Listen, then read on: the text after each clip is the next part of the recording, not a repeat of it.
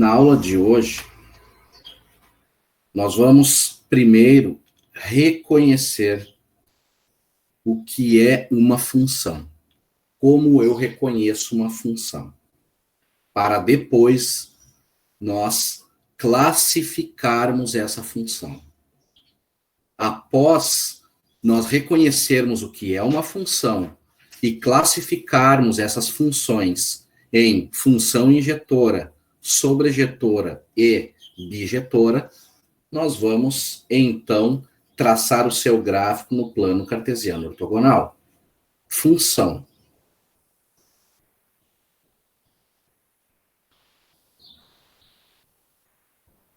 Nós já vimos, então, o que é uma função.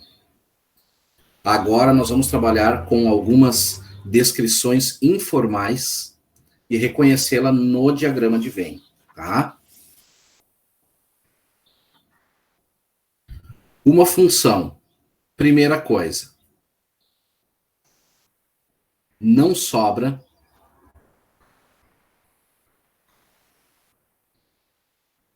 ninguém.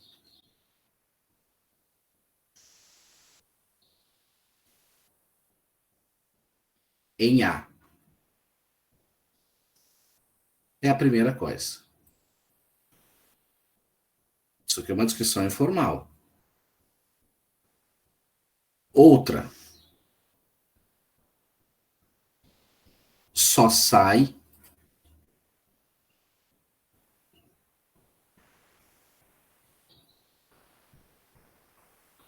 uma flecha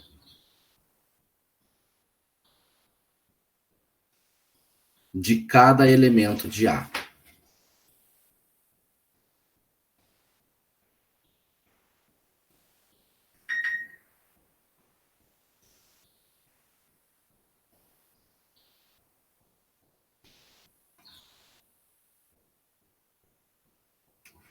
Para ser função precisa disso, tá? Isso aqui é uma descrição informal. Por quê? Porque nós não precisamos agora do conceito. Porque vocês já estudaram e já sabem o que é uma função, né? É quando eu tenho um elemento associado ao outro elemento. Então, essa é a descrição informal. Não sobra ninguém em A e só sai uma flecha de cada elemento de A. Bom, até aí tranquilo, beleza. Vamos ver na prática o que isso significa. Vou fazer o diagrama aqui. Diagrama de Venn. Diagrama de Venn. Tá? Dentro pode ser qualquer coisa. Podem ser números? Pode ser números. Pode ser letras? Podem ser letras. Pode ser pendrives? Pode ser pão, pode ser qualquer coisa. Nós já vimos que dentro de um conjunto eu tenho uma coleção que pode ser de objetos, de animais, de coisas, enfim, de qualquer coisa, tá? Então, vamos utilizar aqui pontos, tá? 1, 2, 3. Esse aqui é o meu A. Então, sempre utilizem, isso é uma dica que eu estou dando para vocês, uma nomenclatura padrão, para que vocês não se confundam. Então, utilizar isso em matemática é ter uma garantia de que eu não vou modificar o meu método para que futuramente eu me atrapalhe, tá? Então, meu conjunto A está aqui no diagrama de Venn. O meu conjunto B, eu novamente vou fazer 3 pontos. E esse é o meu conjunto B. Ok? E vamos ligar as flechas agora de acordo com a descrição informal do que é uma função. Para ser uma função, não sobra ninguém em A. Ou seja, todos os elementos de A precisam estar ligados. Então, aqui, ok. Segunda descrição, só sai uma flecha de cada elemento de A. Saiu apenas uma flecha, ou seja, não veio duas flechas. Não pode. Para ser função, é necessário que todos os elementos de A tenham sido utilizados e que só saia uma única flecha de cada um desses elementos. Então, essa é a descrição informal sobre o que é uma função utilizando o diagrama de Venn. Ok? Bom, vamos lá então. Agora eu vou apagar aqui. Gente, depois todos vocês podem pausar o vídeo, copiar.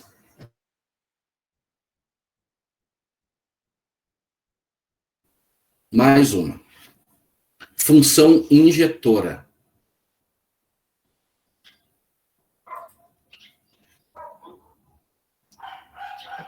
Então, vamos lá. Função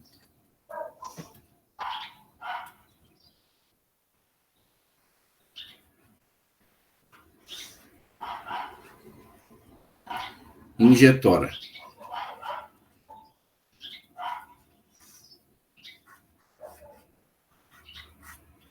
Uma função injetora, ela precisa ser função.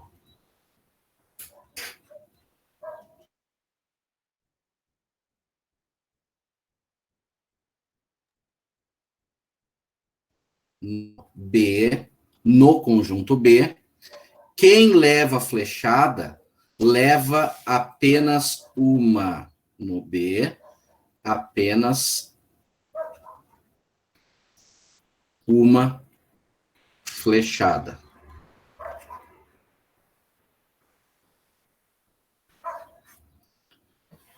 Para ser função injetora, ela necessita ser função, e no conjunto B, quem leva a flechada, leva apenas uma flechada. Na prática,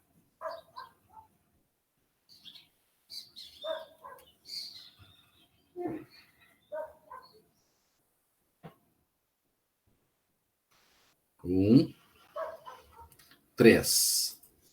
E aqui, 4, 6 e 8. Primeiro precisa ser função. Nós já sabemos que para ser função, não pode sobrar ninguém em A e só sai uma única flecha de cada elemento de A. Para ser função injetora, é necessário ser função, ou seja, respeitar aqueles primeiros elementos.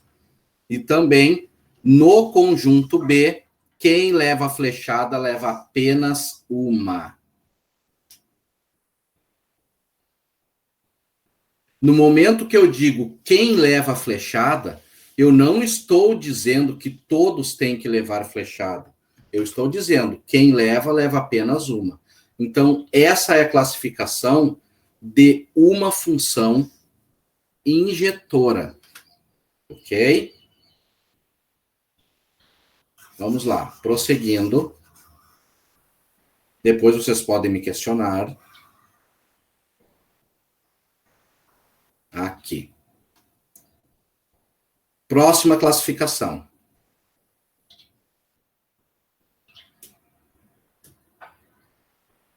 Função sobrejetora.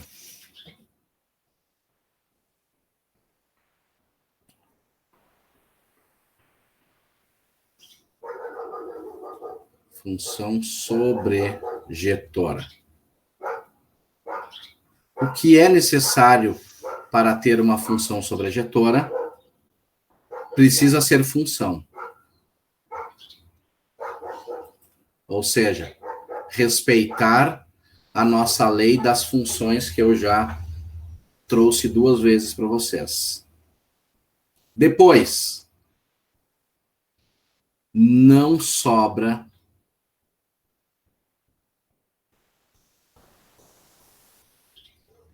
ninguém em B. Não sobra ninguém em B. É necessário isso para ser uma função sobrejetora.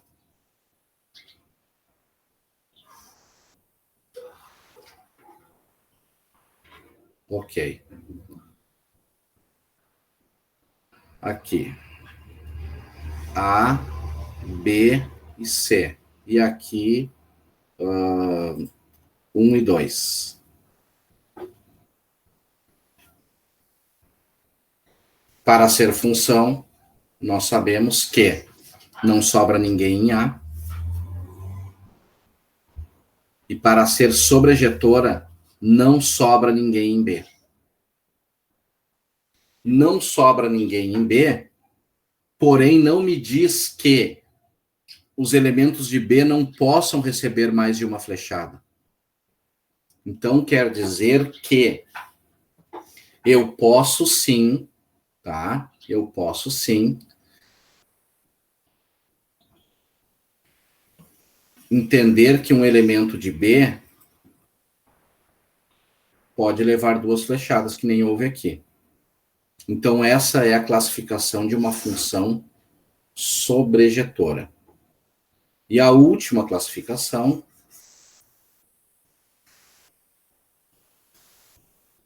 é de uma função bijetora.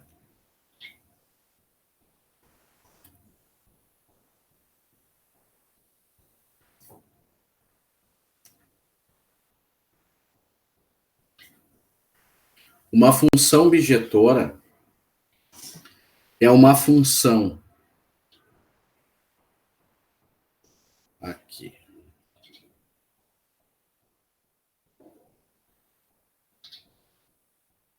Uma função bijetora, ela tem que ser função e ela também precisa ser injetora e sobrejetora ao mesmo tempo, tá? Ao mesmo tempo. Precisa ser tanto injetora quanto sobrejetora. Exemplo.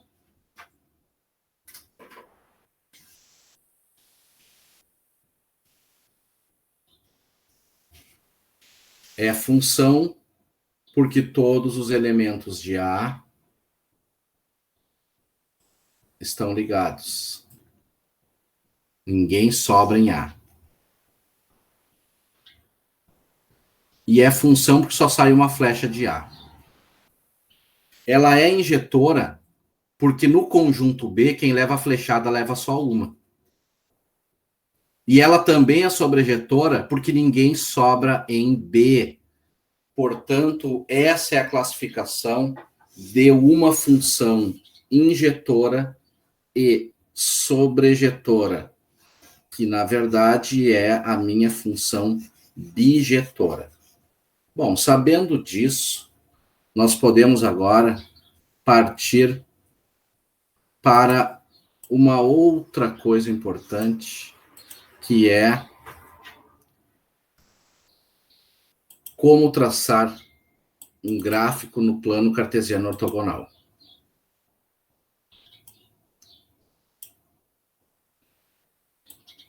Vamos lá.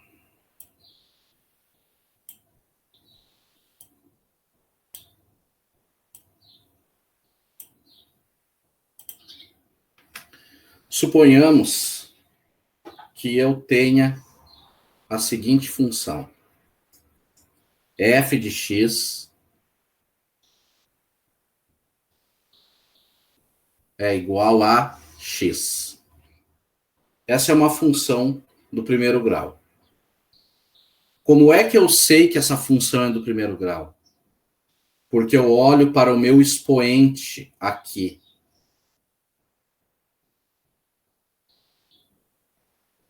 Quando não aparece nada, é porque é uma função do primeiro grau. Porque o expoente é 1. Se o expoente é 1, é uma função do primeiro grau. Então aí já fica tranquilo para vocês entenderem que quando eu tenho esta situação aqui, é do segundo grau. Ok? Vamos lá. E como eu traço o gráfico dessa função aqui no plano cartesiano ortogonal. É isso que nós vamos ver agora. É importante vocês terem uma base canônica, ou seja, uma base numérica, uma base de números, que vocês vão experimentar para que ele traga a visualização do gráfico. Existem várias formas de fazer isso. Eu vou apresentar para vocês a que eu mais gosto de utilizar. Lembrando que pode ser que vocês tenham outras formas e não tem problema algum, tá? Cada estudante precisa desenvolver o seu próprio jeito de pensar. Cada estudante precisa desenvolver a sua própria matemática, porque cada um de nós tem uma forma, tem um jeito de matematizar, e ele precisa ser respeitado. Então, não é a verdade do professor que prevalece. O professor pode te dar um caminho, mas quem tem que trilhar esse caminho é sempre o estudante. Tá?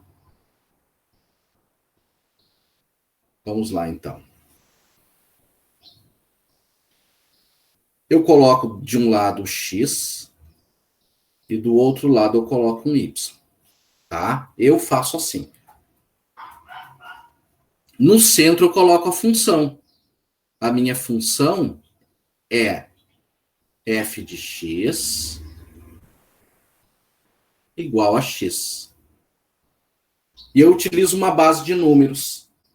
Pode ser qualquer número. Ah, professor, pode ser só número positivo? Pode. Pode ser só número negativo? Pode. Pode ser positivos e negativos? Pode também. Qual é a diferença? A diferença é que se eu utilizar só números positivos, o meu gráfico vai sempre partir de algum ponto do meu eixo X para cima. Ou para cá também, né? Em algum ponto. Tá? Se eu utilizar só números negativos, ele vai sair somente assim, dessa forma, em algum ponto, ou para cá. Se eu utilizar números positivos e negativos, ele vai pegar tanto de um lado quanto do outro, em algum ponto. Tá? Se eu utilizar só dois números positivos, talvez ele cresça só até aqui.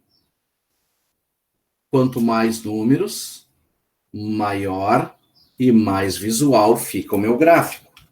Por experiência, uma base que possua o número menos 2, menos 1, 0, 1 e 2 é suficiente para dar conta. Tá? Suficiente. Então, eu tenho f de x igual a x. É como se aqui, gente, eu tivesse x, x, x, x e x. E eu preciso saber o resultado. Tá? Então, tudo que entra aqui para dentro tem que passar pelo x. O x não está multiplicando ninguém. O x não está dividindo ninguém. O x, ele não está somando, ele não está fazendo nada. É somente ele. E quem é o x aqui? É sempre o número correspondente à sua linha. Ok? Então, nesse caso,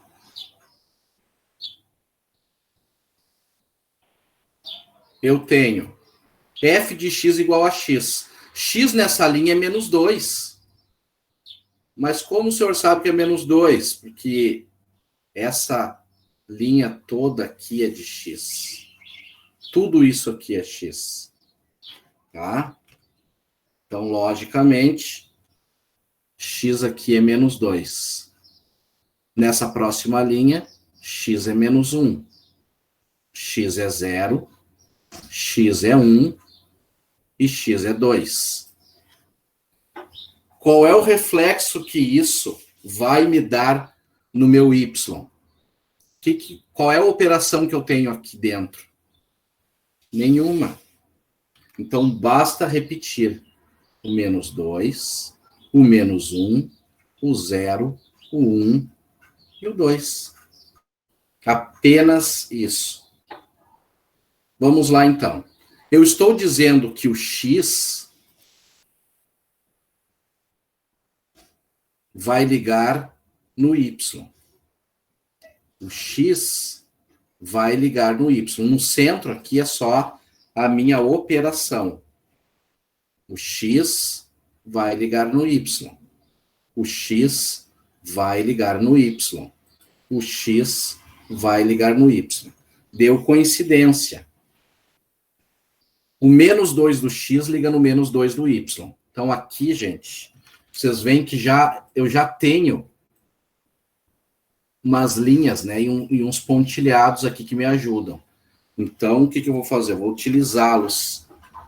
Se precisar usar ponto, usa ponto, tá? Nesse caso, eu não preciso, ó.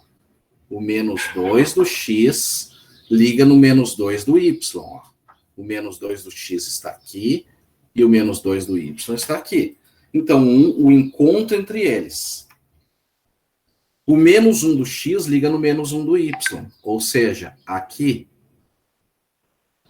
O 0 do x liga no 0 do y. O 1 do x liga no 1 do y. E o 2 do x liga no 2 do y. Então, eu já tenho a imagem da minha função. O que eu preciso fazer agora é traçar o gráfico dessa função. Tá? Eu vou utilizar uma régua aqui para ajudar.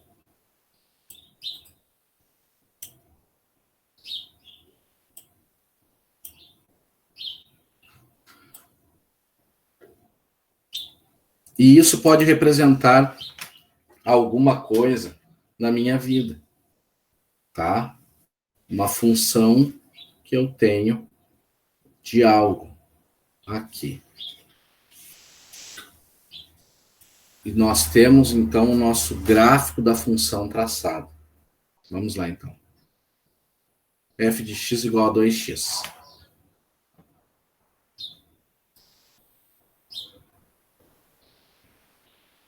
Aqui.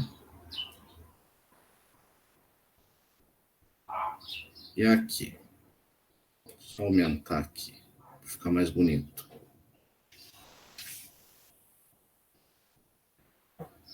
X e y. O meu f de x, nesse caso, é igual a 2x. A minha base eu vou manter a mesma.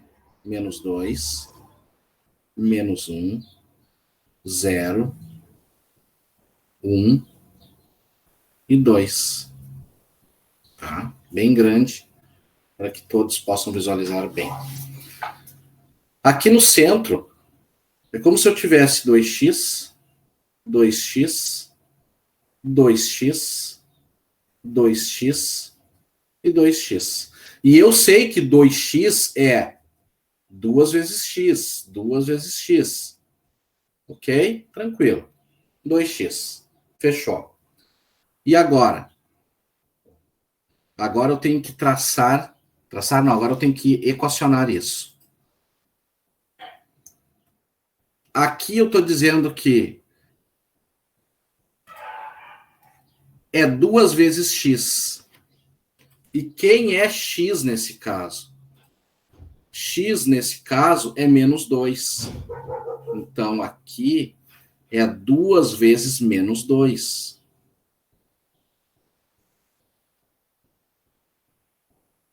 Nesse segundo caso, o meu x é menos 1. Então, aonde tem x, eu vou colocar menos 1. No terceiro caso, o meu x é 0. Porque essa linha aqui, né, x é 0. Então, é 2 vezes o 0, porque aqui o x é 0. Na próxima, o x é 1.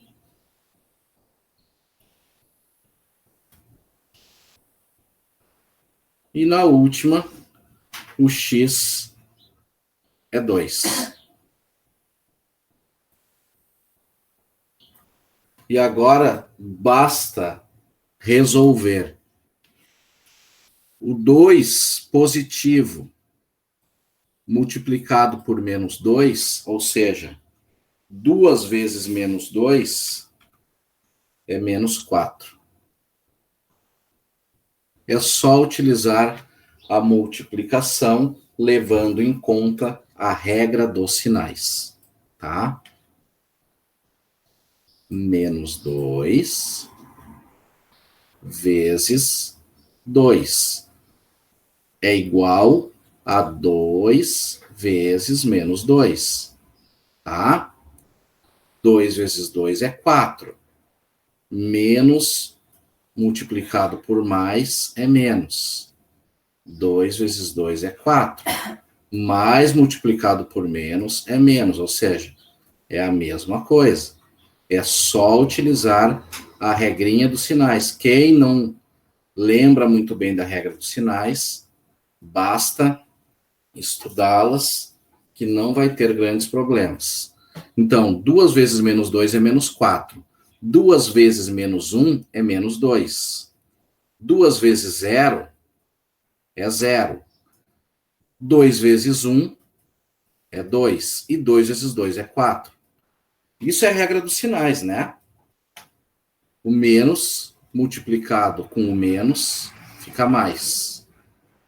O mais multiplicado com o mais fica mais. O menos multiplicado com o mais fica menos. E o mais multiplicado com o menos fica menos. Ou seja, quando os sinais são iguais, ele fica positivo. E quando os sinais são diferentes na multiplicação, eles ficam negativos, tá? Regrinha de sinais rapidinho aqui para vocês. No canal do YouTube, eu acredito que eu tenha postado vídeos sobre a regra dos sinais. É interessante um dia, se alguém tem dificuldade, até se realizar alguma coisa prática envolvendo, acho mais interessante. Bom, gente, agora o que eu tenho que fazer é traçar esse gráfico, tá? O menos 2 do x, vocês estão vendo que esse menos 2, menos 1, 0, 1 e 2 é sempre o meu x, né? Sempre o meu x. O que eu vou fazer agora é, o menos 2 do x vai ligar no menos 4 do y, o menos 1 do x vai ligar no menos 2 do y, o 0 do x no 0 do y, o 1 do x no 2 do y e o 2 do x no 4 do y. É isso que vai acontecer agora. E vamos ver o que nos espera esse gráfico. Então, menos 2 do x no menos 4 do y. Aqui. Ó, menos 2 no menos 4, tá? O encontro entre eles. Fechou. O menos 1 do x no menos 2 do y. O menos 1 do x no menos 2 do y.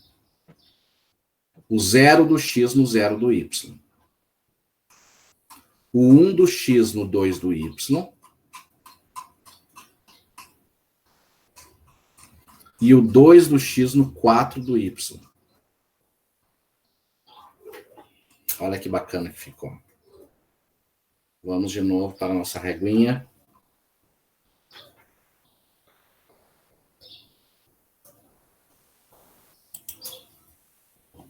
Aqui.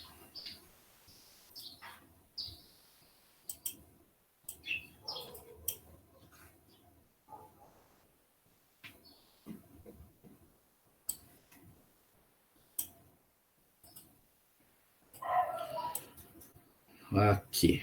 Esse aqui é o melhor lugar para ela. E depois basta traçar o nosso gráfico. Fechou. Então, mais um gráfico, tá?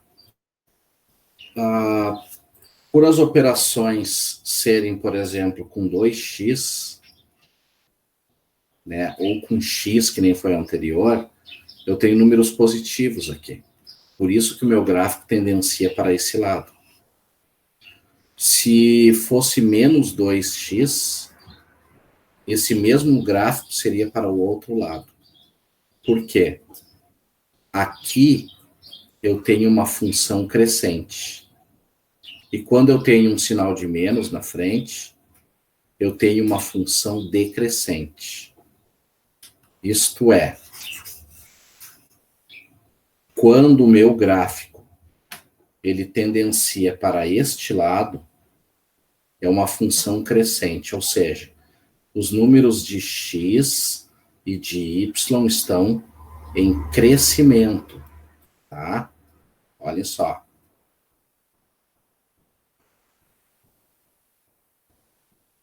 Quando eu tenho uma função que possui um sinal de menos na frente, como é este caso aqui, né, que não foi exemplificado hoje, eu tenho uma função decrescente. Ela vai cortar em algum ponto. Ou seja,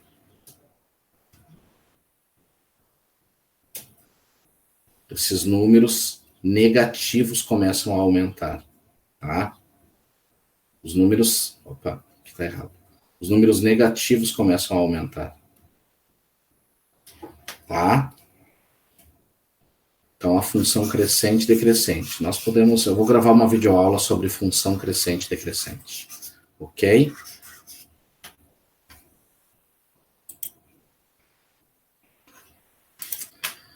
Então, deixa eu só apagar aqui. Deixa eu fazer uma coisa melhor. Pronto. Tela limpa.